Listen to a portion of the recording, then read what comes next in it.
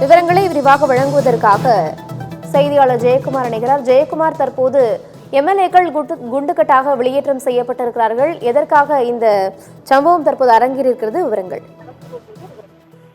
Banu, Puducherry பொதுப்பணித்துறையில் CBI அதிகாரிகளால் 2 அதிகாரிகள் நேற்று கைது செய்யப்பட்டனர். லஞ்சம் வாங்கியதாக கைது செய்யப்பட்டதை கண்டித்து இன்றைக்கு சட்டசபை கூடியவுடன் எதிர்கட்சிகள் அதாவது சிபிஐயால் கைது செய்யப்பட்ட அதிகாரிகள் மீது விவாதம் நடத்த வேண்டும், அது பொதுப்பணித்துறை ஊழல்கள் பற்றி விவாதம் நடத்த வேண்டும், இதுக்கு தார்மீக பொறுப்பேற்று பொதுப்பணித்துறை அமைச்சர் லட்சுமி நாராயணா பதவி விலக வேண்டும் உள்ளிட்ட பல்வேறு கோரிக்கைகளை வலியுறுத்தி எதிர்கட்சி தலைவர் சிவா பேசினாரு.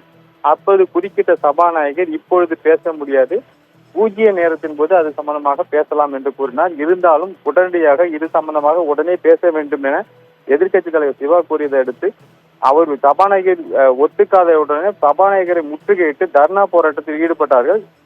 உடனடியாக சபாநாயகர் அவை காவலர்களை கூப்பிட்டு இவர்களை உடனடியாக குண்டுக்கட்டாக வெளியேற்றுமாறு உத்தரவிட்டார். இதனைத் தொடர்ந்து சிவா எம்எல்ஏவை குண்டுக்கட்டாக தூக்கி வெளியே அவை காவலர்கள் வெளியேவிட்டனர். இதை எதிர்கட்சி காங்கிரஸ், திமுக கட்சியினர் சட்டமன்ற உறுப்பினர்கள் வெளியிடப்பு செய்தனர்.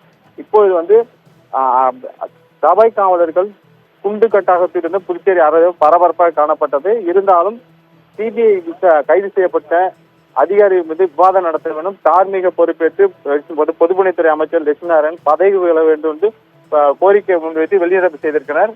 இது சம்பந்தமாக தொடர்ந்து வலியுறுத்தப்படும் என்றும் அவர் செய்தியாளர் சந்தித்த எதிர்கட்சி தலைவர் சிவா இது சம்பந்தம் தொடர்ந்து வலியுறுத்தப்படும் என்றும் பொதுப்பணித்துறை அமைச்சர் ராஜினாமா செய்யும் வரை எங்களுடைய போராட்டம் தொடரும் என்று அறிவித்திருக்கார். பானு, விவரங்களுக்கு நன்றி ஜெயக்குமார். புதுச்சேரியில் லஞ்சம் வாங்கியதாக பொதுப்பணித்துறையின் தலைமை பொறியாளர் சிபிஐயால் கைது செய்யப்பட்ட நிலையில் இதற்கு பொறுப்பேற்று பொதுப்பணித்துறை அமைச்சர் தற்போது பதவி நீக்கம் செய்ய கோரி எம்எல்ஏக்கள் தரப்பில் வாக்குவாதம் செய்யப்பட்ட நிலையில் அவர்கள் சட்டப்பேரவையிலிருந்து குண்டுக்கட்டாக வெளியேற்றப்பட்ட நிலையால் பரபரப்பாக நிலவி வருகிறது.